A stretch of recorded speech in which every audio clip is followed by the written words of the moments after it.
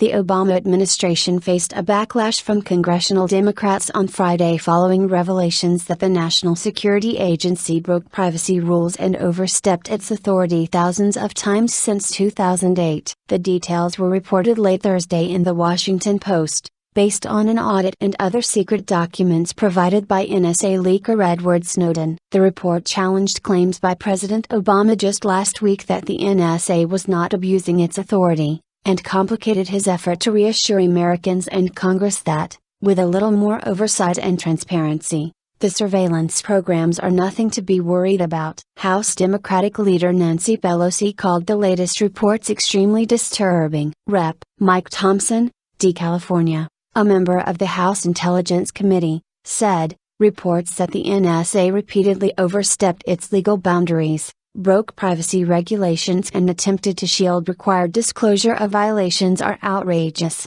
inappropriate and must be addressed. Senior lawmakers said they had been unaware of the audit until they read the news on Friday. Senate Judiciary Committee Chairman Patrick Leahy, DVT, said he planned to hold another hearing in the wake of the report. The American people rely on the intelligence community to provide forthright and complete information so that Congress and the courts can properly conduct oversight. I remain concerned that we are still not getting straightforward answers from the NSA, Leahy said in a statement. I plan to hold another hearing on these matters in the Judiciary Committee and will continue to demand honest and forthright answers from the intelligence community. Obama has repeatedly said that Congress was thoroughly briefed on the programs revealed by Snowden in June. The two that were described vacuum up vast amounts of metadata, such as telephone numbers called and called from, the time and duration of calls, from most Americans' phone records, and scoop up global internet usage data. Proposed legislation to dismantle the programs was narrowly defeated last month in the House,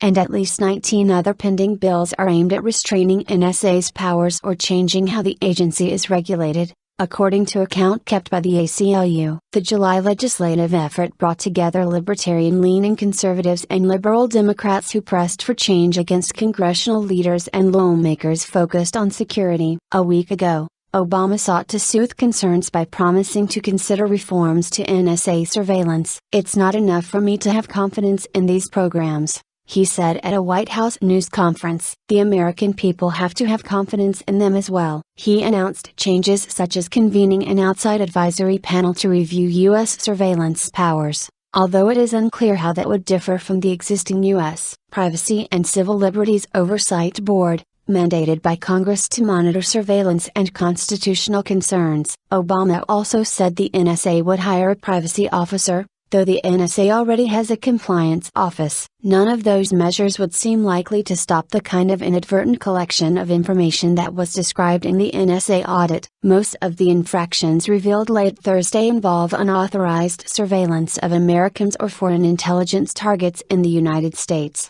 both of which are restricted by law and executive order, according to the May 3, 2012 audit, and other top-secret documents. The May audit counted 2,776 incidents in the preceding 12 months of unauthorized collection, storage, access to or distribution of legally protected communications. Most were reported to be unintended, and many involved failures to take sufficient care or violations of standard operating procedure. They ranged from significant violations of law to typographical errors that resulted in unintended interceptions of U.S. emails and telephone calls. The most serious incidents included a violation of a court order and unauthorized use of data about more than 3,000 Americans and green card holders. Sen. Dianne Feinstein, D-California, chairwoman of the Senate Intelligence Committee, backed up the administration on its claims, releasing a lengthy statement on Friday afternoon claiming that most of compliance problems at the NSA happen when the agency inadvertently collects records on a non-American who enters the U.S.,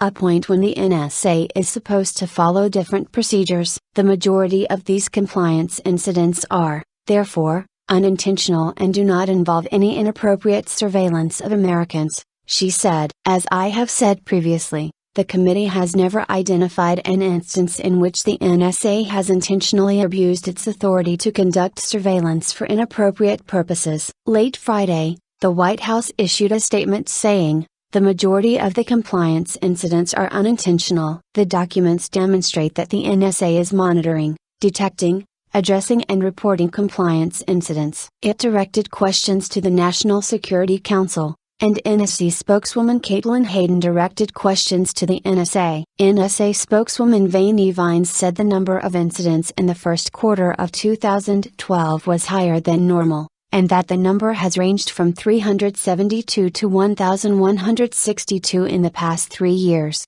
due to factors such as implementation of new procedures or guidance with respect to our authorities that prompt a spike that requires fine-tuning, changes to the technology or software in the targeted environment for which we had no prior knowledge, unforeseen shortcomings in our systems, new or expanded access, and roaming by foreign targets into the U.S., some of which NSA cannot anticipate in advance but each instance of which is reported as an incident. When NSA makes a mistake in carrying out its foreign intelligence mission, the agency reports the issue internally and to federal overseers, and aggressively gets to the bottom of it, Vines said.